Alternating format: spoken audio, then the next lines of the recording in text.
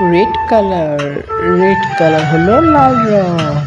Next yellow colour হলো হলুদ রং।